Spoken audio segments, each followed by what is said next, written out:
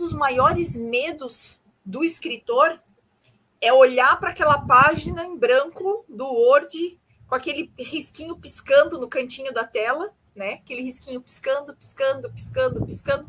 Por quê? Porque é uma questão do medo da página em branco. Ele olha aquela página em branco e pensa assim, putz, por onde é que eu vou começar? O que eu vou falar primeiro? Né? Então, quando a gente fala de medo da página em branco, muitas vezes o medo da página em branco nada mais é do que o medo da desorganização desses pensamentos e dessas ideias. Tá?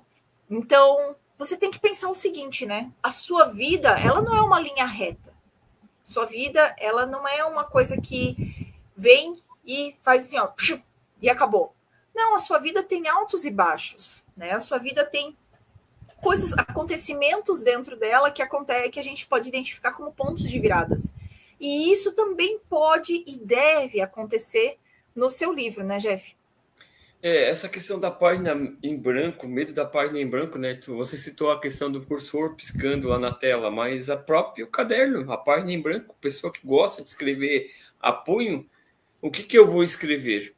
E aí essa questão do medo da página em branco, ela está muito focada na questão da desorganização.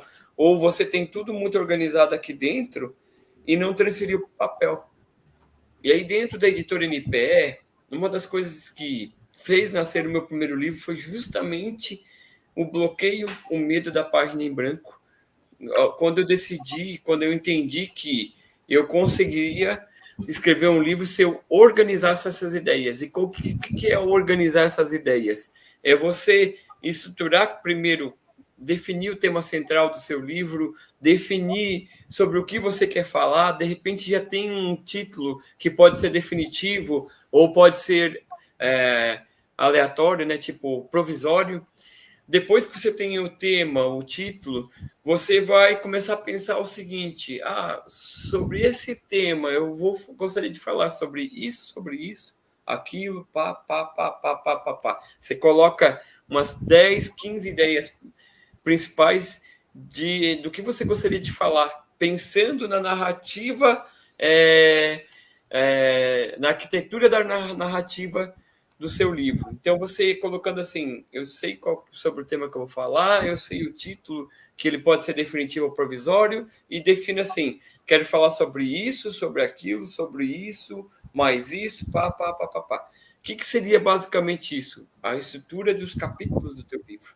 E aí você, por exemplo, dentro de cada capítulo, você pode colocar algumas ideias. Eu costumo dizer para os nossos mentores, nossos escritores e os nossos mentorados, que se você colocar de 3 a 4 ideias dentro de cada tópico desse que você gostaria de falar dentro do seu livro, abrir essa página de 3 a 4 ideias dentro de cada tema, de cada assunto que você gostaria de falar, que no final vai ser os capítulos do seu livro, o que vai acontecer? Você já não tem mais a página em branco. Você tem, sim, a estrutura bem, a grosso modo, do seu livro montada. E aí, por que você faz isso, pessoal? Justamente para resolver a questão do medo da página em branco. E aí, aliado a toda essa criação de estrutura, você define objetivos e metas. Por que objetivos e metas? O objetivo é você escrever um pouco todos os dias, escrever um capítulo, um parágrafo, 15 minutos, meia hora, uma hora, e meta é: eu vou entregar o meu livro em 120 dias, eu vou escrever o meu livro em 180 dias, eu vou entregar um capítulo do meu livro por mês, eu vou entregar um capítulo a cada 15 dias. Você coloca objetivos e metas para que você possa fazer o quê? Entender que um livro ele não nasce da noite por dia. Entender que um livro ele é um processo de transformação que você passa, que também é um dos pilares da editora NPE. Você, quando escreve, você passa por um processo de transformação, por um processo de autocura, por um processo de entender que aquilo tudo só faz sentido se você passou por aquela determinada experiência. E aí, quando você estrutura, quando você define os objetivos e as metas de cada capítulo, o que acontece? Você já tem, digamos assim, o esqueleto do teu livro. E aí, com os objetivos e metas definidos, você vai começar a escrever, você vai entrar no processo da escrita do livro em si. no manuscrito do seu livro, né, Gisele? E aí, Exato. quando você trabalha toda essa metodologia, toda essa estrutura, o que acontece? Você já não tem mais o medo da página em branco, você já não tem mais desculpa para não escrever o seu livro, né, Gisele?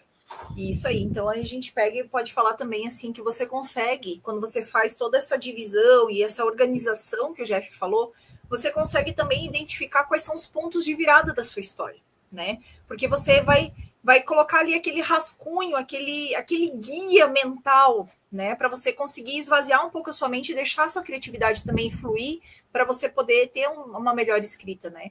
Você consegue então, né, identificar essa questão de pontos de virada e vai fazer que vão ser os marcos do seu livro, né? Os momentos que dividiram a sua vida, antes ou depois, uma perda, uma mudança, um amor, um fracasso, um sucesso, né? Porque o sucesso também é um ponto de virada. E você não tem que ter medo de contar a sua história, porque a gente está falando aqui basicamente de você contar a sua história, né?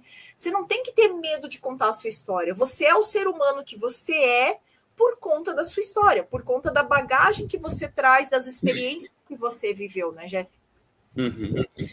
E aí entra essa questão do fio condutor, que é o tema central, né? Quando você divide os temas de cada capítulo, se vai ser sobre resiliência, se vai ser sobre a busca da identidade, sobre o perdão, sobre vencer um desafio, sobre criar um método de estudo, de trabalho, né?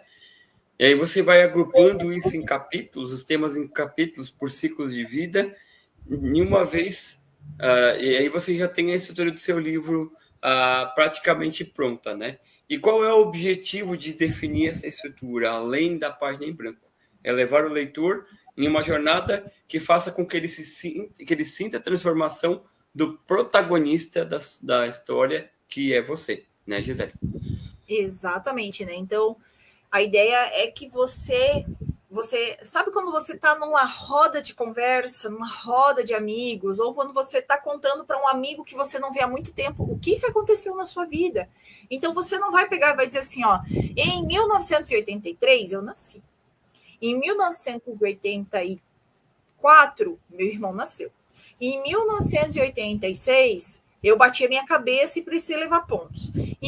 Não, você não vai pegar e separar aquela coisa, não, você não está falando um diário, a menos que esse seja o fio condutor do seu livro. O livro condutor do seu livro pode ser um diário? Claro que pode, mas ele vai estar formatado desse jeito do começo até o final. E mesmo os livros que são formatados na forma de diários, eles têm também os pontos de virada. Eles têm os dias que são mais monótonos, ele tem os dias mais emocionantes, ele tem os dias mais tristes, ele tem os dias mais alegres. E a linguagem que você vai trazendo no livro, ele vai trazendo essa nuance de emoções. E quando a gente fala que a nossa vida ela é uma montanha russa, o nosso livro também. Está acontecendo alguma coisa, chega naquele clímax, poxa, aconteceu, então teve o ponto da virada. De que forma ele ressignificou isso? Ah, foi dessa forma, então ele conseguiu conviver melhor com as pessoas. Então, assim, a gente tem esses altos e baixos que são os marcos do livro, né? Que vão sendo levados pelo fio condutor, que é o quê? No final, qual é a lição que você quer que a pessoa extraia desse livro? Né? Esse é o fio condutor. Você quer que a pessoa fique transformada com seu livro, então se ele vai contar os altos e baixos que te levaram e que vai levar essa pessoa a essa transformação também, né?